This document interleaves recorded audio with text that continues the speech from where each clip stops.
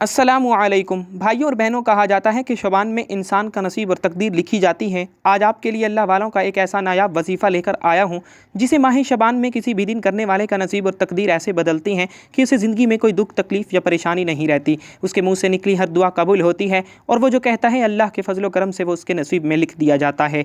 आप में से हर भाई और बहन ये कोशिश करे कि माह शबान में ये नायाब और मुख्तसर सा वजीफ़ा रोज़ाना अपना मामूल बना ले, और अगर किसी मसरूफ़ियत की वजह से कोई भाई या बहन रोज़ाना ना कर सके तो कम अज़ कम किसी एक दिन फ़ुर्सत निकाल कर ये वजीफ़ा ज़रूर कर ले, क्योंकि ये वजीफ़ा करने वाला बाद में इंशाअल्लाह मुझे झोलियाँ उठा उठा कर दुआएँ ज़रूर देगा। भाइयों और बहनों, मैं माह शबान के पूरे महीने के लिए एक ऐसा नायाब वजीफ़ा लेकर आया हूँ जिसे पढ़ते ही इंसान की तकदीर बदल जाती है, उसकी हर हाजत पूरी हो जाती है, दौलत और रिस्क में इजाफा होता है, ज़िंदगी की तमाम परेशानियां और बीमारियां ख़त्म हो जाती हैं। यूँ समझ लीजिए कि इंसान अपनी मर्ज़ी का नसीब और तकदीर अपने रब से लिखवा सकता है। बस आपने अल्लाह की ज़ात पर पूरा यकीन और मुकम्मल भरोसा रखते हुए ये छोटा सा वजीफ़ा बताए गए तरीके के मुताबिक ज़रूर पढ़ना है। जिसके घर में बेसकूनी और बेबरकती ख़त्म होने का नाम नहीं लेती, जो शख्स दर दर की ठोकरों से तंग आ चुका है, जो अपनी ज़िंदगी से मायूस हो चुका है, जो कहता है कि मैं वज़ाइफ भी पढ़ता हूँ, मेहनत भी करता हूँ,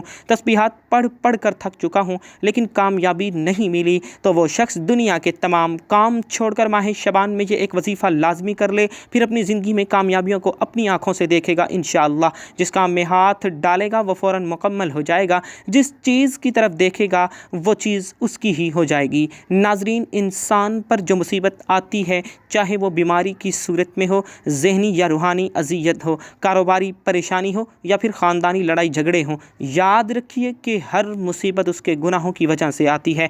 गुनाहों की बख्शिश के लिए अल्लाह से माफ़ी मांगनी चाहिए, क्योंकि अल्लाह ताला तौबा करने वालों से महब्बत करता है और उनकी परेशानी और मुसीबतों का अज़ाला करके उन्हें हमेशा खुशहाल बना देता है।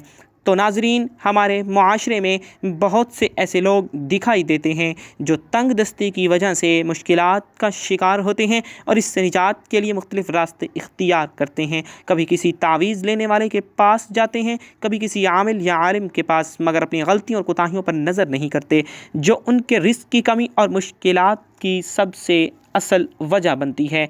अगर आप अपनी ज़िंदगी से तमाम मुश्किलात और परेशानियों को निकाल कर एक नई ज़िंदगी का आगाज़ करना चाहते हैं, ऐसी ज़िंदगी जिसमें हर कदम पर कामयाबी हो, ना रिस्क की तंगी हो, ना बीमारियां हो, ना परेशानियां, ना कभी किसी के सामने झुकना पड़े, ना किसी के सामने हाथ फैलाना पड़े, ना दर दर की ठोकरें खानी पड़ें, तो भाइयों और बहनों, माह शबान में ये एक वजीफ़ा ज़रूर कर लें। ये इतना ताकतवर और असर अंगेज़ वजीफ़ा है कि अगर मेरा बस चलता तो मैं आप सबको पकड़ कर बिठाता और कहता कि इस माह शबान में ये वजीफ़ा ज़रूर कर लो और अपनी पसंद की तकदीर और नसीब अपने रब से लिखवा लो, क्योंकि ये ऐसा मुबारक महीना है जिसमें मांगने वाले को अल्लाह 70 गुना ज़्यादा अता फरमाता है, और जो बंदा इन बाबरकत घड़ियों में अल्लाह से जो कुछ भी मांगता है अल्लाह उसके मामलात को बेहतर फरमा देते हैं। हज़ूर नबी सल्लल्लाहु अलैहि वसल्लम का फरमान, शबान मेरा महीना है। जब आप अल्लाह के महबूब के महीने में अल्लाह का जिक्र करेंगे, अल्लाह वालों का बताया हुआ वजीफ़ा करेंगे और अल्लाह से कुछ मांगेंगे, तो क्या वो आपको अता नहीं करेगा? प्यारे आका फरमा रहे हैं कि शबान मेरा महीना है और रमज़ान अल्लाह का महीना। और मेरे वो तमाम भाई बहन जो हमारी खसूसी इज्तिमाई दुआ में अपना नाम शामिल करवाना चाहते हैं, वो कमेंट बॉक्स में अपना नाम लिखते हैं, इंशाअल्लाह हम आपके लिए दुआ ज़रूर करेंगे। अब आइए वजीफ़े की तरफ चलते हैं। भाइयों और बहनों, अगर आप ये वजीफ़ा माह शबान में रोज़ाना करने का मामूल बना लेते हैं तो ये बहुत ज़्यादा फ़ायदा मंद होगा। ये एक छोटा सा वजीफ़ा है, आप रोज़ाना भी कर सकते हैं, लेकिन अगर किसी मसरूफ़ियत की वजह से रोज़ाना ना कर सकें तो कम अज़ कम माह शबान में किसी भी दिन किसी भी वक्त ये वजीफ़ा ज़रूर कर लें। इस वजीफ़े के लिए वक्त की कोई कैद नहीं, मगर अगर आप किसी नमाज के बाद करें तो ये ज़्यादा मुअस्सर होगा। जब आप नमाज अदा करके ज़िक्र अज़कार करें, अल्लाह की तस्बीह बयान करें, फिर ये वजीफ़ा पढ़ें और अल्लाह से मांगें तो दुआ में ज़्यादा असर होगा। ये वजीफ़ा आप घर पर, दुकान पर, दफ्तर में या चलते फिरते भी कर सकते हैं, लेकिन मैं फिर कहूँगा कि बेहतर यही है कि किसी नमाज के बाद आप लोग इसका एहतमाम करें। इंशाअल्लाह ये अमल आपकी ज़िंदगी को ज़रूर बदल देगा कि आप सुकून और इत्मीनान के साथ बवुज़ू हालत में मुसल्ले पर बैठकर ये अमल करें, ताकि ये अमल आपको मुकम्मल तौर पर फ़ायदा दे सके। तो भाइयों और बहनों, जब आप वजीफ़ा करने लगें तो सबसे पहले बावुज़ू होकर मुसल्ले पर बैठ जाएं और नबी सल्लल्लाहु अलैहि वसल्लम की ज़ात मुबारका पर दुरूद पाक पढ़ें। दुरूद पाक में से آپ کوئی بھی پڑھ سکتے ہیں، چاہے تو آسان اور مختصر سا درود صلی اللہ علیہ وآلہ وسلم پڑھ لیں، یا صلی اللہ علی محمد پڑھ لیں، یا درود ابراہیمی یعنی نماز والا درود پڑھ لیں، چونکہ درود ابراہیمی کی فضیلت سب سے زیادہ ہے، اور روایات میں آتا ہے کہ نبی کریم صلی اللہ علیہ وآلہ وسلم کو تمام درودوں میں درود ابراہیمی سب سے زیادہ محبوب تھا، اس لیے آپ سب کو کوشش کرنی چاہیے کہ درود ابراہیمی ہی پڑھیں۔ درود پاک پڑھنے کے بعد آپ نے اپنے خاص مقصد، حاجت یا مسئلے کی نیت کرنی ہے۔ مثلاً اگر آپ کرائے کے مکان میں رہتے ہیں اور اپنا ذاتی گھر خریدنا چاہتے ہیں تو اس کی نیت کر لیں کہ اللہ مجھے ذاتی مکان عطا فرمائے، یا اگر آپ کے کاروباری مسائل اور پریشانیاں ہیں تو اس چیز کی نیت کر لیں کہ میرا کاروبار اچھے طریقے سے چلنے لگے۔ اگر آپ کسی اچھی نوکری کے خواہش مند ہیں تو نیت کر لیں کہ مجھے اچھی نوکری مل جائے اور میری ساری ہی پریشانیاں ختم ہو جائیں۔